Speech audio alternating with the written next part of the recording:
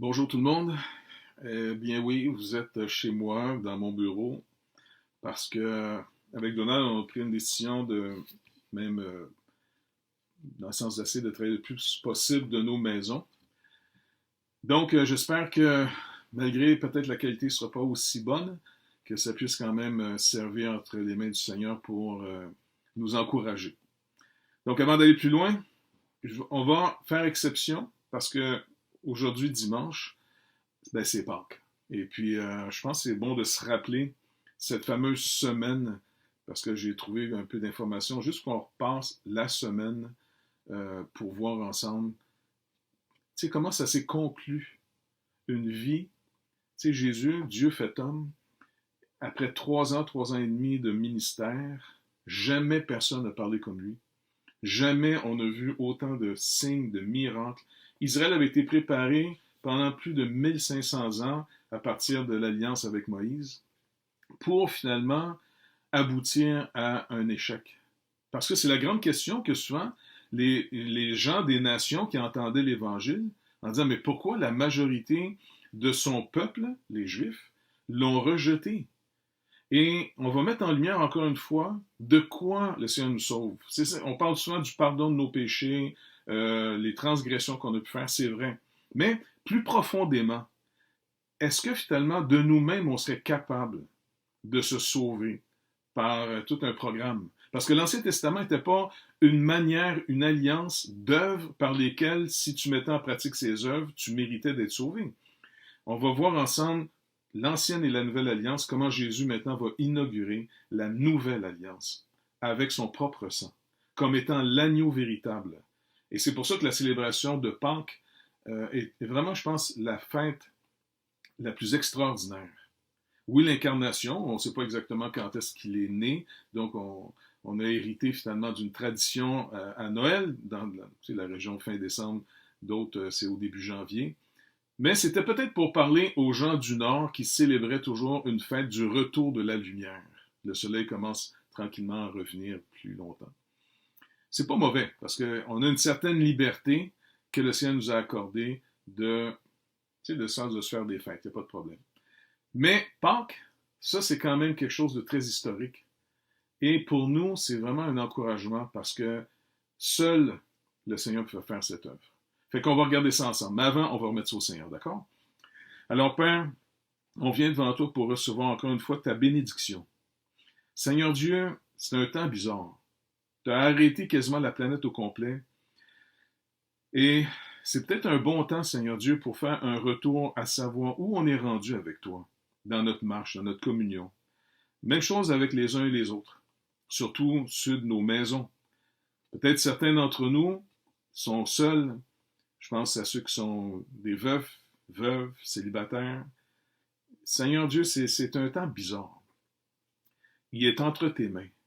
Mais que ce matin, ce message puisse nous encourager, nous édifier, vraiment qu'on puisse profiter au maximum de cette période. Car tu dis toi-même dans ta parole que tout concourt au bien de ceux qui aiment Dieu et qui sont appelés selon son dessein.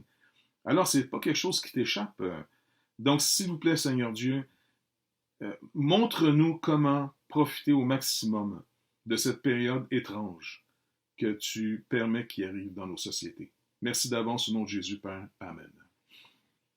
Donc, le texte que je vous propose pour voir la semaine sainte, on commence d'abord avec le samedi qui précède l'entrée de Jésus à Jérusalem. D'accord? Ce qu'on appelait dimanche passé, beaucoup d'églises ont gardé cette tradition qu'on appelle le dimanche des rameaux. Donc, mais la veille, le samedi, Jésus était monté finalement de toute la Galilée sur un long chemin avec ses disciples.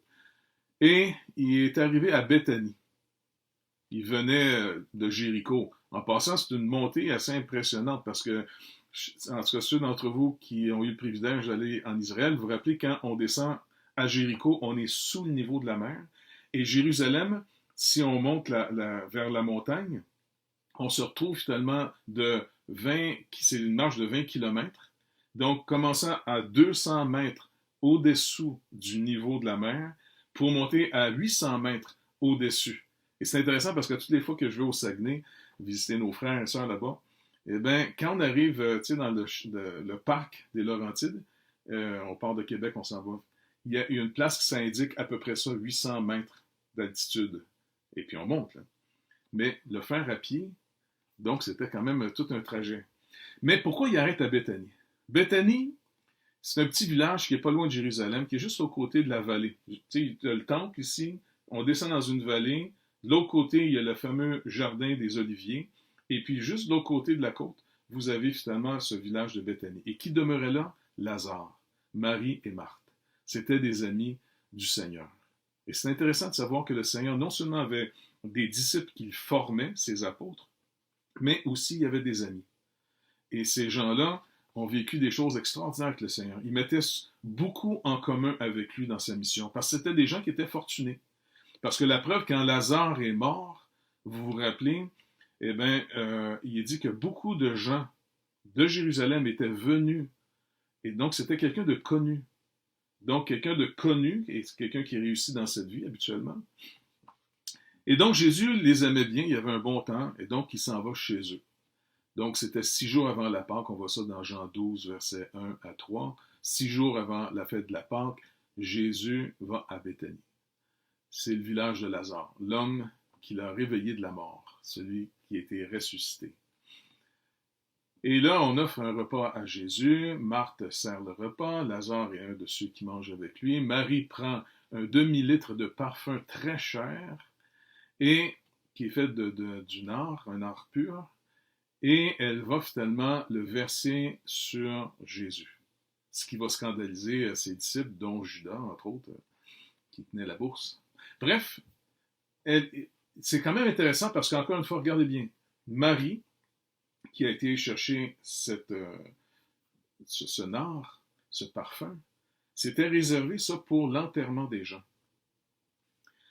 Parce que c'est la seule qui écoutait et qui comprenait ce qui va arriver à Jésus. Il parle de sa mort. Et les autres sont plus concernés à se demander, ouais, mais ma place, moi, là-dedans, est-ce que tu sais, dans le royaume qui s'en vient, tout le monde essayait de voir qui était le plus important. Mais Marie, elle écoute. On dirait qu'elle est plus consciente du besoin de ce que Jésus va faire que les apôtres eux-mêmes, trop préoccupés encore à leur propre vie, ma propre carrière, même spirituelle. Donc, on voit ce commandement, tu aimeras Dieu de tout ton cœur, de toute ton âme, de toute ta force. Lui seul, tu vas adorer. Eh bien, dans notre nature déchue, on est loin de ça. T'sais, on fait une petite place au Seigneur parce que il nous est avantageux, si on peut dire. Mais en même temps, est-ce que c'est vraiment lui qu'on adore? Ou souvent, même étant né de nouveau, cette lumière doit grandir dans notre vie de plus en plus pour voir à quel point sans l'œuvre de Jésus-Christ, je serais vraiment perdu. Parce que c'est pas vrai que je suis un adorateur de Dieu pur et simple. Il m'apprivoise. Et un jour, à force de voir notre vie, dans le sens, on comprend très bien qu'elle doit se terminer. Et c'est pour ça qu'on a été mis en Jésus-Christ. Pour ceux qui ont mis leur espoir en lui, eh bien, on a été mis en lui, dans sa mort, afin que notre dette soit entièrement payée. Pour que maintenant, en nouveauté de vie, on apprenne d'un côté à mortifier la chair, notre vieille nature, pour faire place de plus en plus à l'œuvre de Christ dans notre vie. Donc, notre communion avec lui. Et je pense que cette saison qu'on vit bizarrement favorise notre communion avec le Seigneur. Pour ceux qui prennent la peine, je pense que ça va être vraiment notre avantage, ce qui nous met en isolation, en isolement, pour pouvoir finalement se demander, on est rendu où au niveau des relations? La relation avec les autres, la relation avec Dieu. Donc, le lendemain, Jésus s'en va vers Jérusalem et c'est là qu'il demande aux disciples d'aller chercher le petit anneau.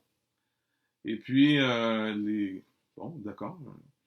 Ça, on le voit ici dans Marc au chapitre 11, verset 1.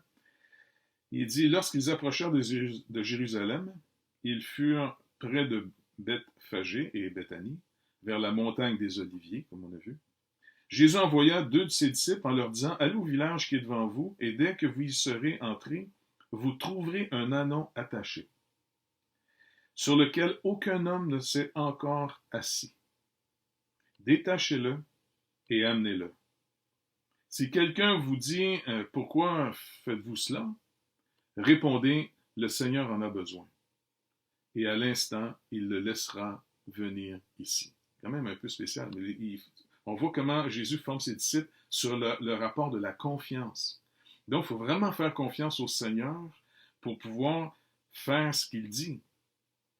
Tu sais, parce qu'ils vont se demander, mais attends, je vais prendre l'âme de quelqu'un, ils vont me demander. Non, non, vous allez dire que le Seigneur en a besoin. Et la personne va le laisser aller. Alors, on voit la foi qui plaît au Seigneur, c'est cette relation de confiance qu'on développe avec lui, sur la base de sa parole. La foi vient de ce qu'on entend, et ce qu'on entend vient de la parole de Christ. Et donc, il va rentrer dans Jérusalem. En chemin, il va avoir le figuier maudit, dans le sens qu'il va maudire un figuier, qui est une illustration, encore une fois, un jugement s'en vient. Et là, en entrant finalement dans Jérusalem, ils vont finalement commencer à célébrer ce qu'on appelle les rameaux de la fête. Et durant qu'il va être à Jérusalem, dimanche, le lundi aussi, il va enseigner dans le temple. Et donc, en passant, quand on nous dit qu'il enseignait dans le temple, c'était le parvis. C'est pas dans le lieu saint ni dans le lieu très saint. Jésus étant de la tribu de Juda, n'avait pas l'autorité, selon l'alliance de Moïse, d'entrer dans le lieu saint et très saint. Et ça, c'est très important pour nous de vraiment regarder. Jésus, si quelqu'un serait par lui-même digne d'entrer dans ce lieu, ça serait bien lui. Mais il honore l'alliance de son Père. Parce que finalement, trop de gens aujourd'hui se bâtissent une vie sur « je le mérite ».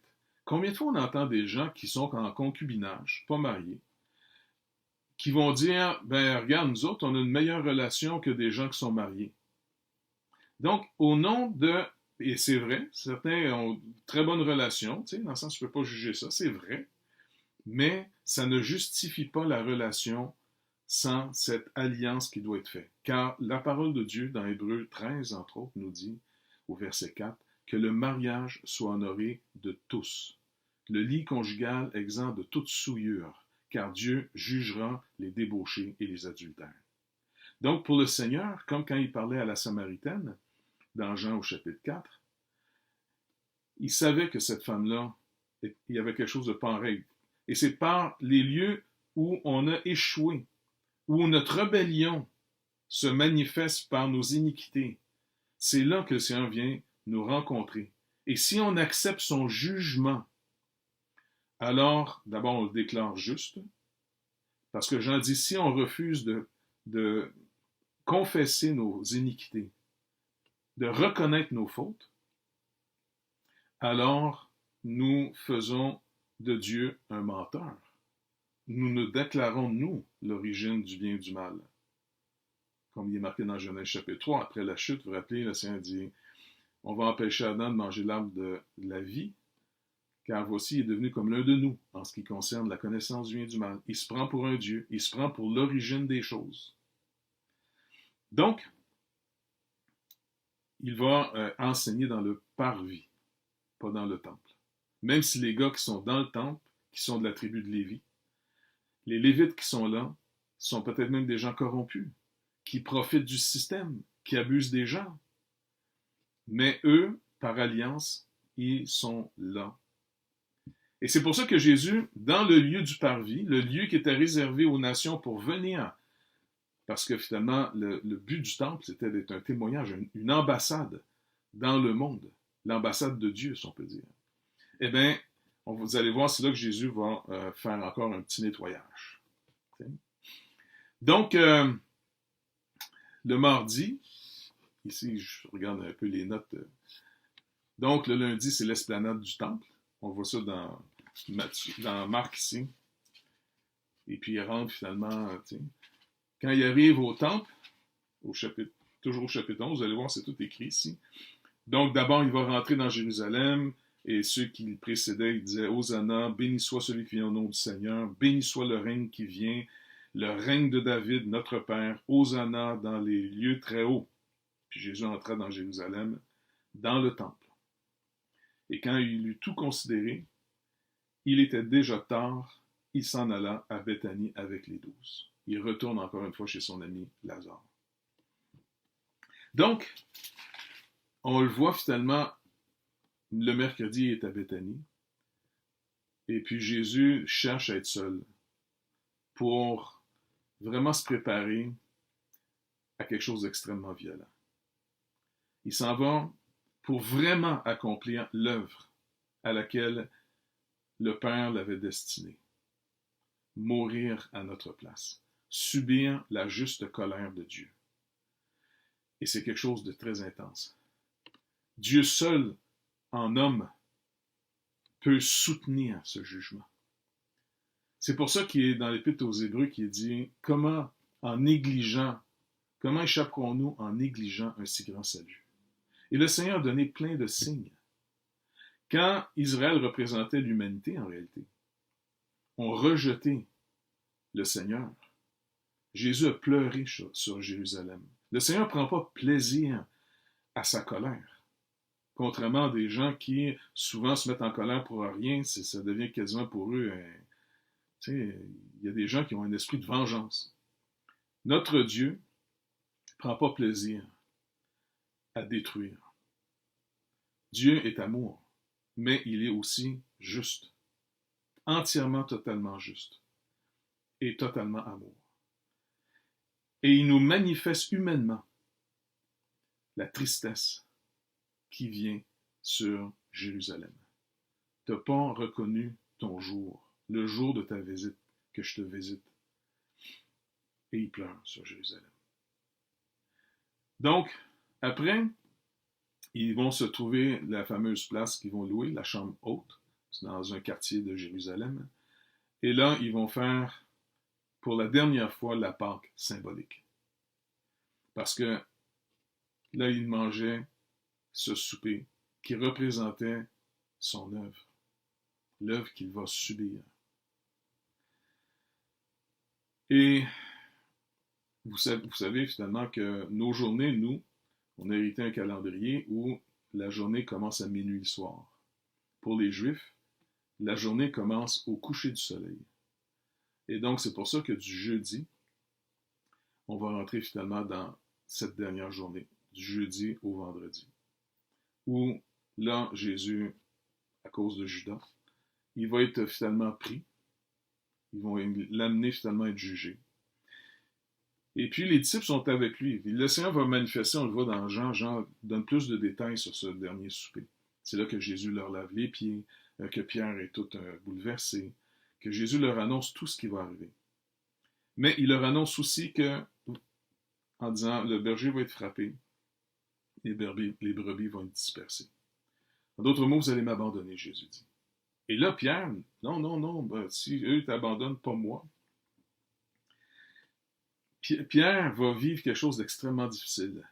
Il va réaliser qu'il ne peut même pas, après 3 ans et demi de marche avec Jésus lui-même, d'avoir été sous l'effet du ministère du Seigneur Jésus, d'avoir même, par la grâce de Dieu, de son Père, d'avoir finalement reçu une compréhension sur qui est Jésus. Vous vous rappelez la fameuse question, qui dit-on que je suis? Qui dites-vous que je suis après? Eh bien, malgré tout ce qu'ils ont vécu avec lui, ils vont échouer. Pierre va, au fond, renier le Seigneur. Judas le vend. C'est facile de condamner Judas en disant « il est le méchant ». Mais Pierre aussi a renié le Seigneur. Il a juré qu'il ne le connaissait pas. Donc, tout ça pour nous montrer que sans Jésus-Christ, on est perdu. Et faites attention des fois de trop vous confier en vous-même, d'avoir une trop grande confiance en soi.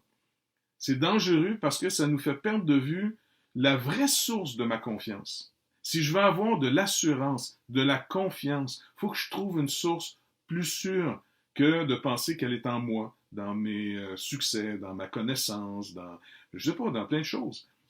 On ne peut pas avoir des hommes mieux préparés que que finalement, ces hommes-là, pas vrai? Mais ils vont échouer. Mais c'est pas grave. Le but de la loi, Psaume 119, le but de la loi, c'est de nous montrer, et c'est ce que Paul reprend dans l'Épître aux Romains, au chapitre 3, c'est de nous montrer et de nous faire connaître, comprendre qu'est-ce que le péché. C'est par la loi qu'on connaît et qu'on comprend qu'est-ce que le péché. Donc c'est important pour nous, non pas de faire des fautes, et puis c'est pas en faisant du mal que la grâce va abonder. Non, non, abandonnons le plus possible. On va se sanctifier, se mettre à part pour le Seigneur. Mais en dépendant de lui, savoir dépendre du Seigneur, savoir s'attendre au Seigneur. Écoutez, la communion, la relation humaine, là, on a tous des relations humaines, hein, on se parle, et vous allez remarquer qu'il y a des gens qui ont plus ou moins d'habilité dans leurs relations humaines. Donc, inévitablement, ça nous rappelle que ça s'apprend. C'est pas pour rien qu'on a eu des parents qui nous ont éduqués. Tu sais, quand quelqu'un a eu une bonne éducation, des parents qui ont investi dans la relation pour apprendre à leur enfant à mieux vivre avec les autres. Donc, c'est la même chose avec le Seigneur. Le Seigneur doit d'abord nous montrer par la loi, il doit d'abord nous montrer par notre propre vie, en contraste avec ce que la loi exige, à quel point on est loin de cet idéal. Encore une fois, juste pour le premier commandement. Tu aimeras le Seigneur ton Dieu de tout ton cœur, de toute ton âme, de toute ta force. Lui seul tu vas servir. Et juste ce commandement-là me montre à quel point je peux être déficient et comment je suis reconnaissant que Jésus-Christ a vraiment pris ma place, qui m'aime. C'est lui qui m'aime. C'est lui qui est à l'origine de mon salut. C'est lui qui nous restaure sans arrêt. Et donc, il va être jugé. Et le Seigneur avait déjà montré que c'est celui qu'on va percer. La Bible nous décrit sa propre mort. Et en plus, il doit mourir pendu au bois pour rendre manifeste devant tout le monde qu'il est maudit de Dieu. Quiconque meurt pendu au bois est déclaré maudit de Dieu. Jésus-Christ reçoit toute la malédiction qui nous était destinée. Et ça, c'est supposé produire en nous un esprit et une attitude de reconnaissance, d'humilité. Mais ça, c'est une croissance. On va être de plus en plus conscient à mesure qu'on plonge nos yeux dans la loi de Dieu sans arrêt pour mieux comprendre qu'est-ce que je dois être normalement et qu'est-ce que Christ a fait pour que je sois pardonné. Afin que mon service, ma marche avec Dieu est le résultat d'être reconnaissant, non pas méritant. Je ne sers pas le Seigneur pour mériter quelque chose. On sert le Seigneur par reconnaissance, car il nous a tout donné par pure grâce. Pour que, en réponse, on puisse avoir un culte envers lui de reconnaissance, de louange, d'adoration.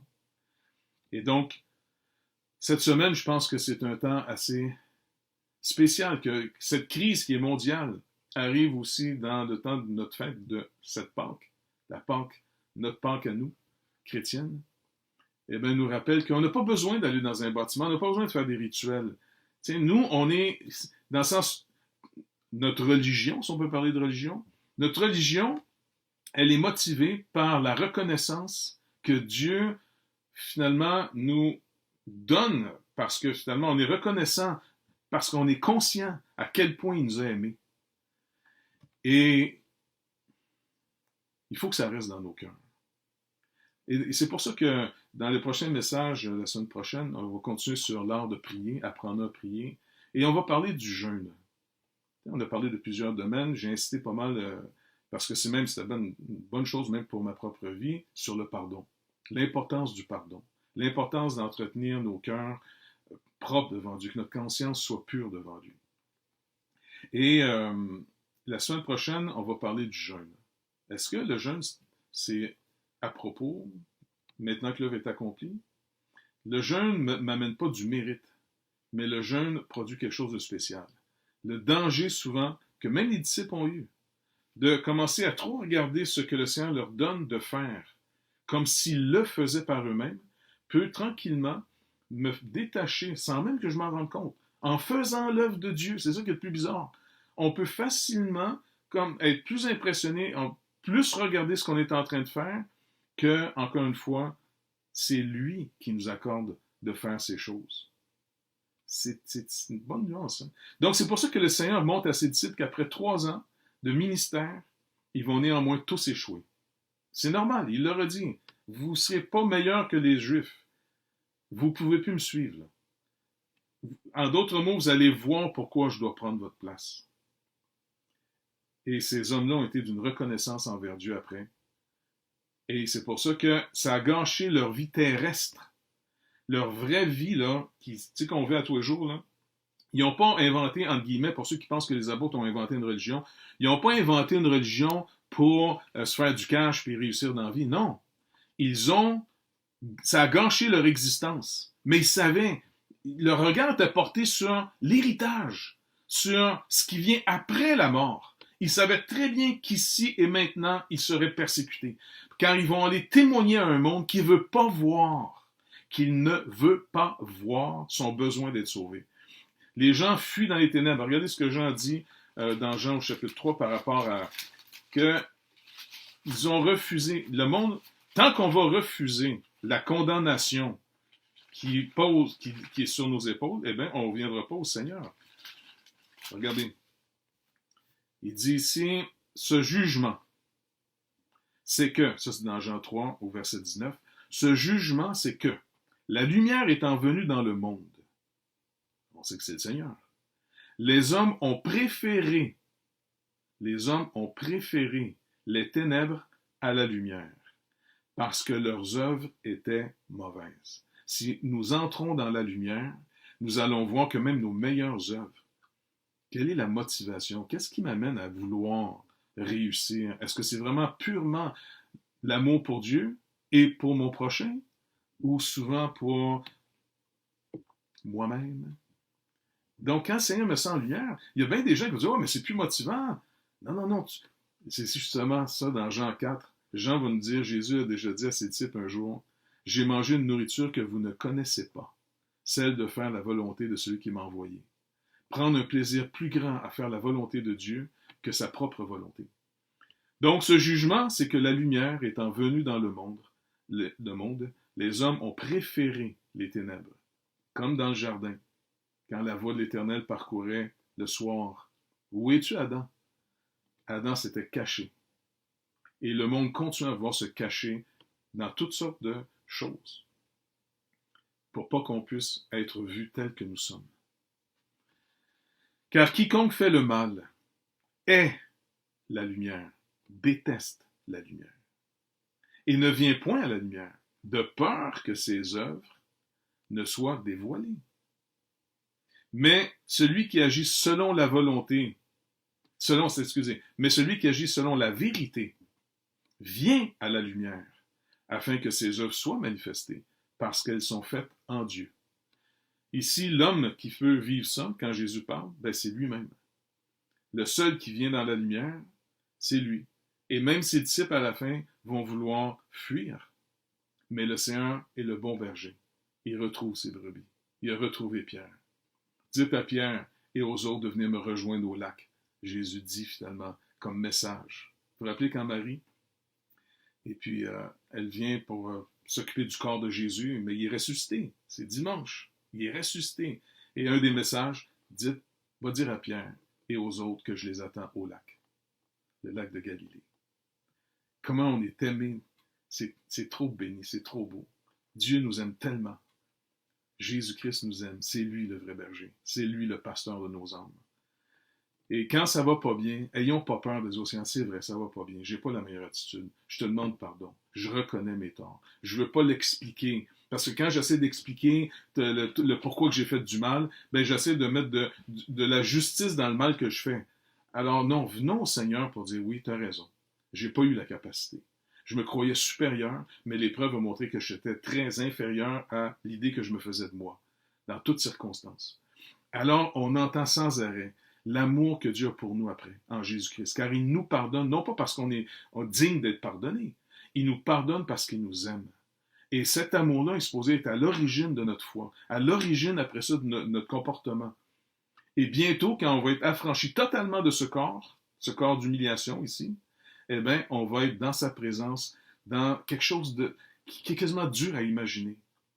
Mais c'est bientôt, on est tous à un battement de cœur d'être là. Il y a un petit virus de rien qui nous rappelle qu'il y a bien du monde qui sont en train de passer dans l'éternité. Sans compter ceux qui meurent de faim en ce moment, ceux qui sont assassinés. La mort se promène sans arrêt. Soyons prêts. Jésus-Christ a vaincu la mort pour nous. La mort n'a plus son poison de nous envoyer dans les ténèbres pour toujours. Mais si je continue à fuir dans cette vie d'un ténèbre sans arrêt parce que je ne veux pas que mes œuvres soient exposées, eh bien, le Seigneur dit, si tu cherches trop les ténèbres, fais attention. Tu risques de passer l'éternité dans les ténèbres. Mais celui qui vient à la lumière, il va d'abord venir à la vérité. Oui, Dieu, tu as entièrement raison. Tu as raison que ta lumière soit encore plus grande dans ma vie afin que ma reconnaissance envers ton œuvre soit encore plus grande. Donc voilà, j'espère que ce petit message-là a pu passer. Je ne sais pas trop, c'était un petit test. La semaine prochaine, je vais avoir plus d'équipement, Donald me dit. Dieu vous bénisse et j'ai hâte de vous revoir en personne. Bye.